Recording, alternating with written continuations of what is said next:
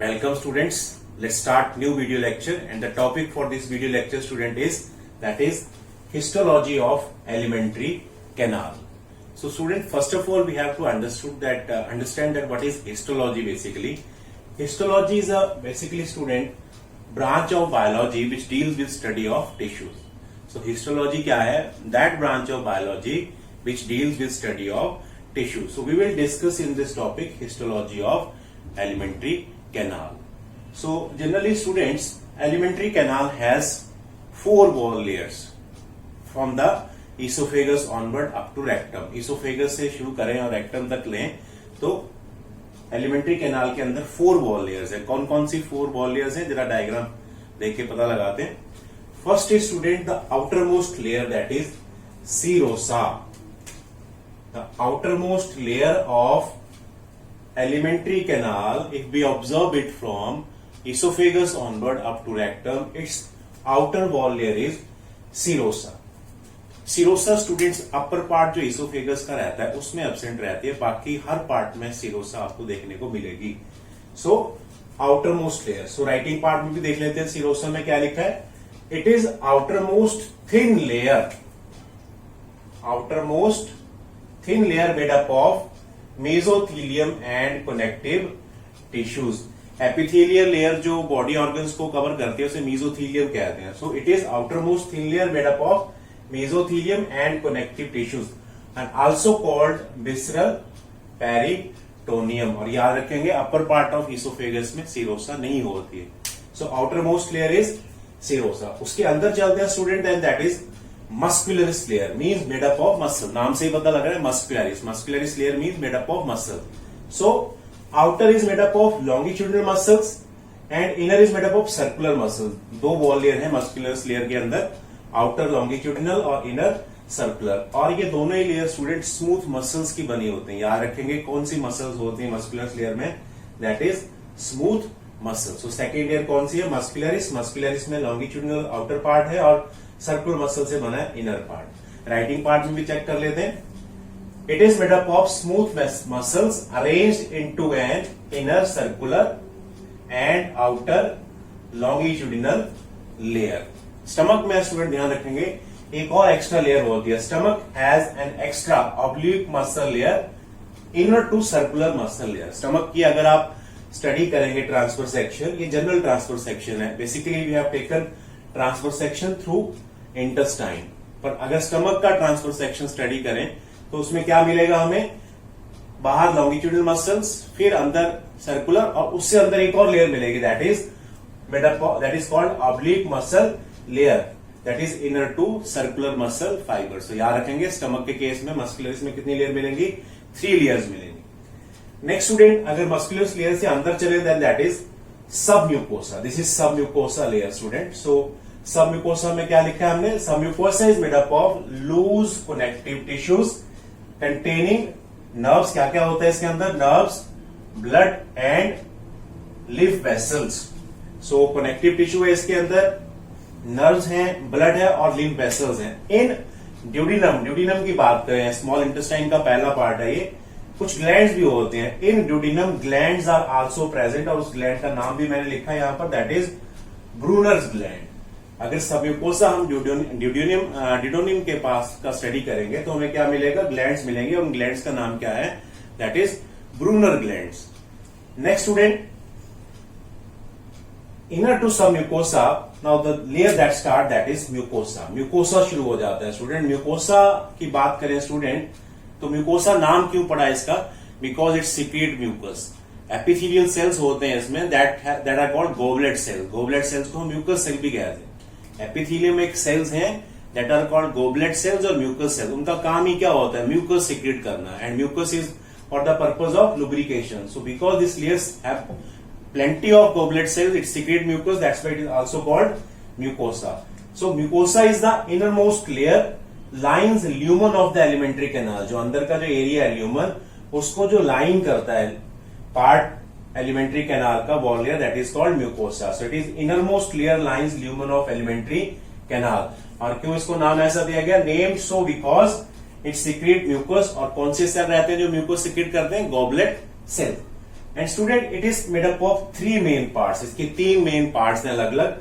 सबसे पहला muscularis mucosa. Muscularis mucosa अगर हम देखें तो ये वाला जो पार्ट है, ये जो लाइन नजर आए, this basically you can assume it muscularis mucosa. Muscularis mucosa मतलब ये म्यूकोसा का जो पार्ट है मसल से बना हो। तो क्या लिखा है हमने, made up of outer longitudinal and inner circular muscles. बाहर वाला पार्ट सेम वैसे ही जैसे ऊपर मस्कुलरिस लेयर थी, आउटर लॉन्गिट्यूडिनल लेयर मसल से बना और इनर सर्कुलर मसल से बना। उसके बाद सेकेंड पार्ट है स्टूडेंट लैमिना प्रोप्रिया। ये वाला जो हिस्सा है this is called lamina propria, बिल्कुल मस्कुलरिस म्यूकोसा के अंदर this is lamina propria. So lamina propria में हमने क्या लिखा है, it consist of loose connective tissue, blood vessels, glands and lymphoid tissue. तो कनेक्टिव टिश्यू रहता है इसमें loose, blood vessels, gland and lymphoid tissue. Next student third layer है, तो इनर मोस्ट लेयर जो लाइन करती है बेसिकली ल्यूमन को, that is epithelium and it form gastric gland in stomach. ये वाला जो layer, it forms gastric gland in stomach, villi and intestinal glands in small intestine. ये वो वाला हिस्सा जो स्टमक के केस में अगर बात करेंगे तो गैस्ट्रिक ग्लैंड्स बनाता है, और अगर स्मॉल इंटेस्टाइन की बात करें तो उसमें विली एंड इंटेस्टिनल ग्लैंड्स बनाने का काम करता है। तो इस तरह से mucosa has 3 parts.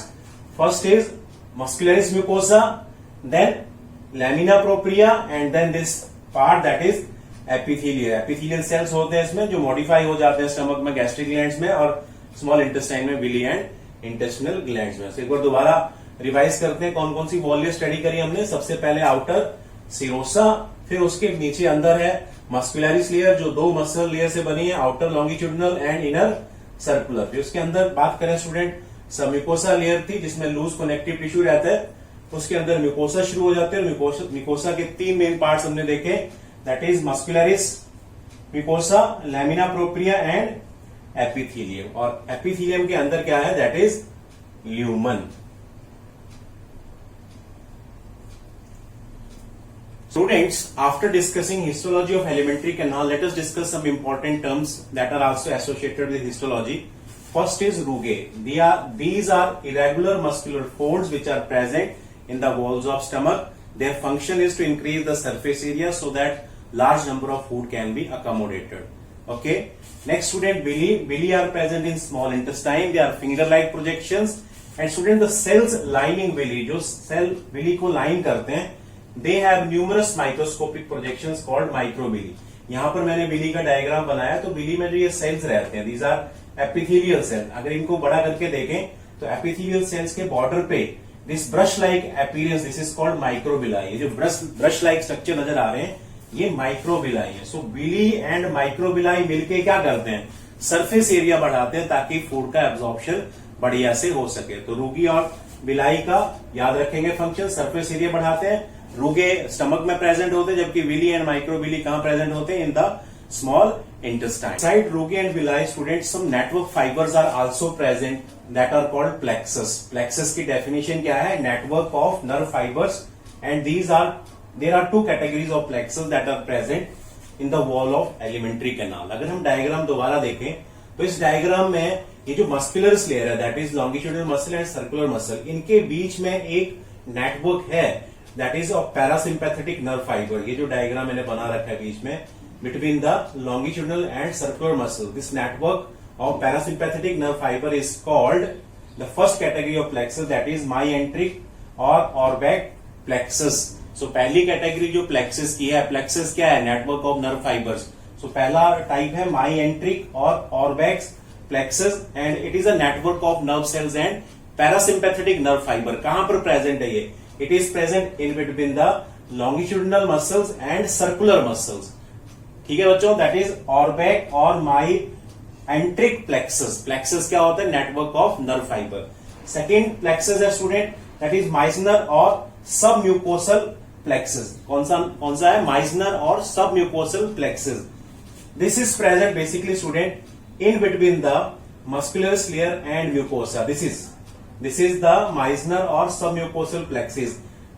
Circular muscles और म्यूकोसा के बीच में प्रेजेंट है ये।